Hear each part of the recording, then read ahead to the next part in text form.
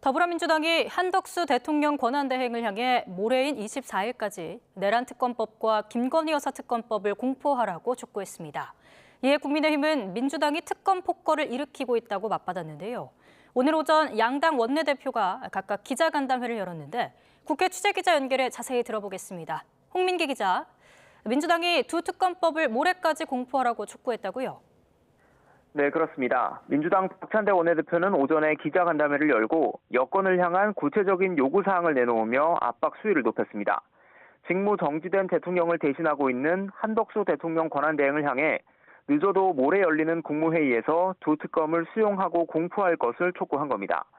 그때까지 법안이 공포되지 않으면 즉시 책임을 묻겠다고 밝혔는데 탄핵을 추진하겠다는 뜻으로 풀이됩니다. 현재 공석인 헌법재판관 3명에 대한 임명 절차에도 적극 협조할 것을 주문했습니다.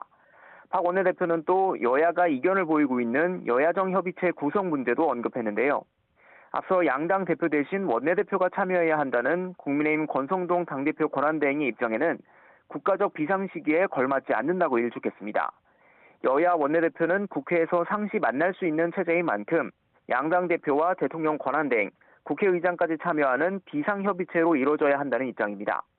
내란 진압과 국정 안정이라는 투트랙을 강조하면서도 내란 진압이 국정 안정보다 우선할 수도 있다며 한덕수 권한대행을 재차 압박하기도 했습니다. 조국혁신당도 조금 전 기자회견을 열어 한덕수 대행 탄핵소추안을 공개하고 민주당과 마찬가지로 24일까지 특검법 등을 공포하라고 촉구했습니다. 네, 오늘 국민의힘도 입장을 밝혔습니다. 어떤 내용이었습니까? 네, 국민의힘 권성동 당대표 권한대행 겸 원내대표도 비슷한 시각 기자간담회를 열고 두 특검법엔 정부 여당을 마비시키겠다는 민주당의 속셈이 깔려있다고 비판했습니다. 특검 후보 추천권을 야당이 독점하는 건 명백한 헌법 위반이라며 위헌적 요소가 명백함에도 거부권을 쓰지 않는 게 오히려 헌법 위반이라고 주장했는데요.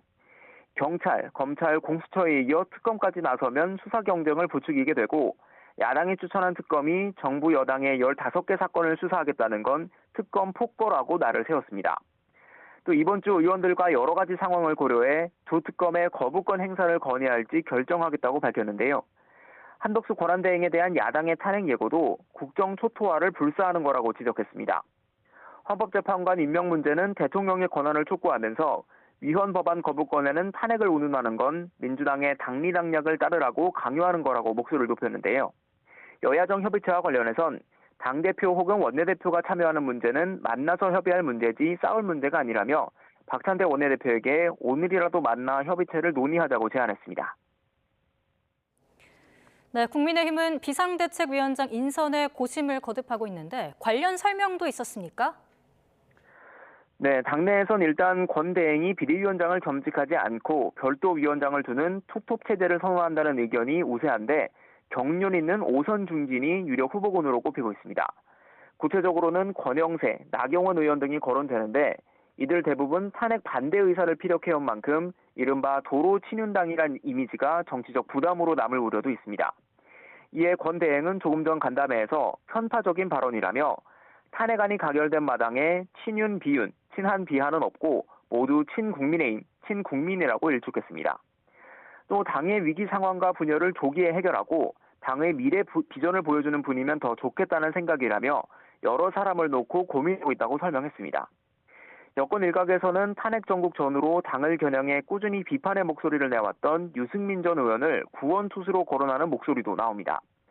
권성동 권한대행은 이르면 이번 주 초 의원총회를 열고 비대위원장을 발표할 계획입니다. 지금까지 국회에서 YTN 홍민기입니다.